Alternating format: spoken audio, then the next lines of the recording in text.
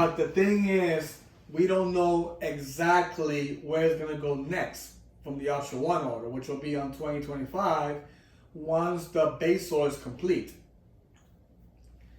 So, for the Option 1 order, there are possibilities. I did mention in my previous videos, but remember, you have to remember the three factors that I mentioned before. You're talking about CPT, CPTC, right? And then you're talking about high ridership and also aging of cars. We do know that AAC and Rockaway Shuttle, as well as Staten Island Railroad, has all three criterias. The Staten Island Railroad does not have CPT because they're not doing CPT on Staten Island Railroad. They're doing more the open gap signaling. So that's a little different from the CPTC, which is only for the ANC, that will be using that in 8th Avenue as we speak, which right now they're still working on. Now, when I mention those three factors, there are some lines, if you guys look carefully. We do have the B and D. We also have the E and F, right? Because I know there's been a back and forth thing going on with that the A train and the C train, once they are complete in regards to the R211A, the base order, which of course they're only going to go to that.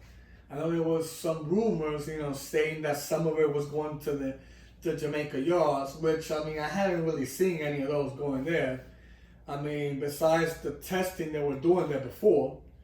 But the base order is only intended for the AC, Rockaway Shuttle, as well as Staten Island Railroad in regards to the R211s. Now, for the next assignment that I know many of you are wondering about, if you look at the lines in general, let's start with the B and D, right? The B and D, of course, they run in the 6th Avenue line, which of course that's another line that's also is getting CPTC as well. Well, technically they were supposed to be part of the 2020 and 2024 capital plan, but at one point it used to be Astoria, and a Broadway in regards to the NQ and W, right? But then that was dropped. And now it's been moved to the 2025 and 2029 plan, which the MTA has been talking about. But I'll tell you more about that later on my newer videos that'll be coming up. But, of course, 6th Avenue, the B and D, and we also see that the F and M that also runs those lines, which both of those have R160, right? So if you look at it this way, if you compare the F train with either the B and D. We know the B train is a part-time train. It only works during the weekdays, right? No late nights and no weekends. So by looking at that, why would you think the MTA will waste money in actually inputting R211As on the B? Yes, it's running on 6th Avenue line. I am completely aware of that. But you have to understand one thing. The B train is a part-timer.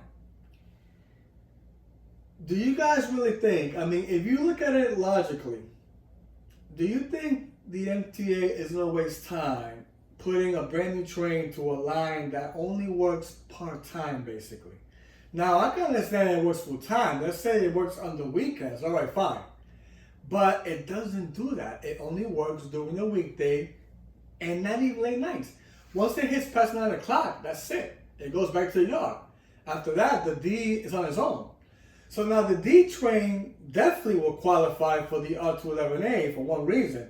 It has some aging cars and the CPT as well that will be coming up on 6th Avenue very soon, but who knows how soon that's going to be. It could be next year or next 2 years or whenever it comes. The D train, I can understand because it's a full It's a full service line that works every day as well as the A train, right? And the F too also. So it makes sense for the D to get the option 1 on it, right? Right after the A and C gets a little portion of it, then, it's a possibility that the Concourse will receive R211A. And the reason why is because of the R68s that are placed over there too also. Remember that, folks? They're not going to stay on the D train for a long time. They're going to be sent straight to Coney Island for the NQ and W, because remember, the R46 are going to be retiring in the next couple of years. But because of congestion pricing, and so, with the fundings, which of course the MTA now has to find a way, how to get these funds to actually complete the next plan, which will be the 2025 and 2029 plan, which I'll tell you more about that later on. But remember, guys, the E and F in general, if you compare it to the B and D, like I mentioned in a lot of my other videos, the E and F has more high ridership. And remember, they has CPTC also. The F line, the curve line in general, has been implemented with CPTC now. So it's almost done as a full length set for the A. You're talking about 179th Street all the way to Manhattan, right?